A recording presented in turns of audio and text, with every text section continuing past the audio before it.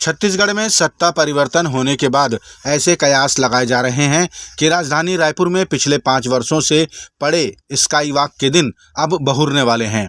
शायद sky walk की सुविधा राजधानी वासियों को अब मिल सके। पिछली कांग्रेस सरकार ने इसे सिर्फ इसलिए नहीं बनवाया और न ही तुड़वाया क्योंकि वे इसमें भ्रष्टाचार देखते हुए इसे स्मारक के रूप में रखना चाहते थे, ताकि दशकों तक लोगों को इसे देखकर भाजपा शासन के भ्रष्टाचार की याद आती रहे। लेकिन इस चुनाव में जनता ने कांग्रेस को ही भुला दिया।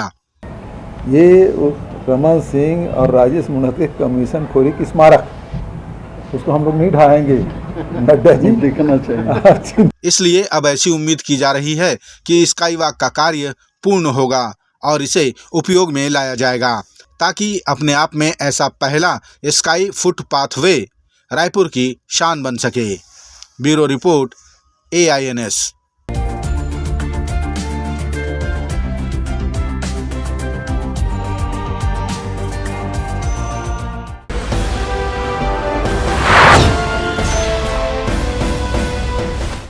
छत्तीसगढ़ के मुख्यमंत्री विष्णुदेव साय ने आज विभागीय बैठक के दौर में सबसे पहले स्वास्थ्य विभाग को चुनते हुए स्वास्थ्य विभाग के अधिकारियों की बैठक ली। इस बैठक में मुख्यमंत्री ने राज्य भर में कुष्ठ के विरुद्ध युद्ध नामक अभियान चलाकर प्रदेश को कुष्ठ रोग से मुक्त करने को कहा। उन्होंने विक्षिप्त व सड़कों पर घूमते हुए मानसिक रोगियों के इलाज एवं उनके कल्याण को लेकर कड़े कदम उठाए जाने को कहा। मुख्यमंत्री ने जगदलपुर व बिलासपुर में बन रहे सुपर स्पेशलिटी हॉस्पिटल का निर्माण फरवरी माह तक पूर्ण करने के निर्देश दिए। उन्होंने एम्बुलेंस सेवा को और बेहतर करने को कहा और जेनेरिक दवाइयों की उपलब्धता पर जोर दिया। साथ ही डॉक्टरों को जेनेरिक दवाइयों को लिखने को कहा।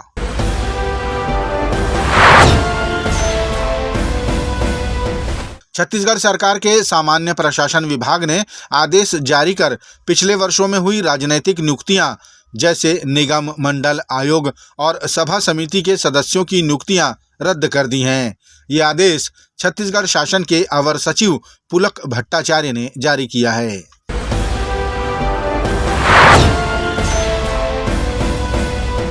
छत्तीसगढ़ की केशकाल विधानसभा से निर्वाचित होने के बाद विधायक नीलकंठ टेकाम पहली बार केशकाल पधारे तो उनका भव्य स्वागत किया गया।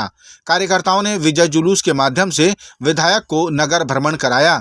बाद में विधायक नीलकंठ टेकाम ने केशकाल की जनता का आभार व्यक्त किया और उन्हें धन्यवाद दिया। इस मौके पर कार्यकर्ताओं द्वारा नीलकंठ टेकाम को लड्डुओं से भी तौला गया। जो कल्पना किया था इस बार जो है बदलाव ला करके रहेंगे और वो कल्पना आप लोगों का साकार हुआ, इसके लिए मैं आप सब लोगों को बहुत बहुत धन्यवाद देता हूं।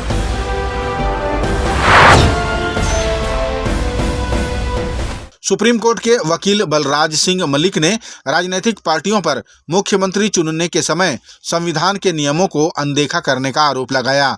उन्होंने कहा कि संविधान के अनुसार विधायक दल का नेता चुनने का अधिकार उन्हीं चुने हुए विधायकों को है, वो भी विधानसभा के अंदर। संविधान के अनुसार उस वक्त उनके अलावा कोई भी राजनीतिक व्यक्ति वहां उपस्थित नहीं होगा, चाहे वो कोई भी हो। The leader of the house will be the CM and leader of the parliament will be the PM।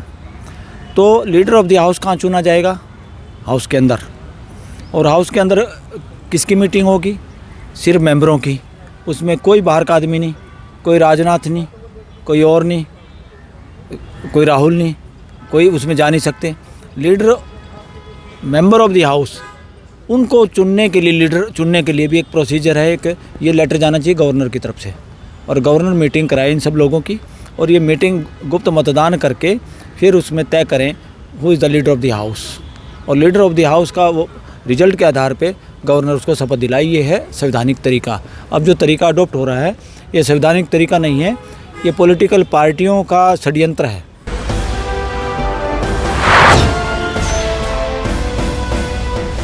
आज राजस्थान में भी भारतीय जनता पार्टी की नवनिर्वाचित सरकार का शपथ ग्रहण संपन्न हुआ, जहां मुख्यमंत्री भजनलाल के साथ उप मुख्यमंत्री के रूप में दिया कुमारी ने शपथ ली। इस मौके पर उपस्थित देश के प्रधानमंत्री ने उन्हें बधाई और शुभकामनाएं प्रेषित करते हुए प्रदेश के विकास के लिए कार्य करने का आशीर्वाद प्रदान किया। मैं भारत की प्रभुत्ता और अखंडता अक्षुण्ण रखूंगी।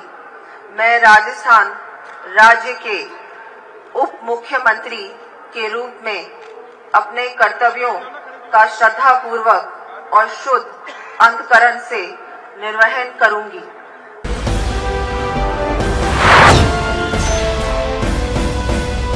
किसी भी राज्य में योजनाएं बनाना मुख्यमंत्री व मंत्रियों का काम होता है और उसे अमल में लाना प्रशासनिक अधिकारियों का। इसी तरह छत्तीसगढ़ में भी जिस तरह अपने संकल्प की गारंटी के साथ सत्ता में आई भारतीय जनता पार्टी के मुख्यमंत्री विष्णुदेव साय ने अपने उप मुख्यमंत्रियों की उपस्थिति में पार्टी का घोषणा पत्र राज्य के मुख्य सचिव अमिताभ जैन को सौंपा और इस पर अमल करने योजनाएं बनाने को कहा।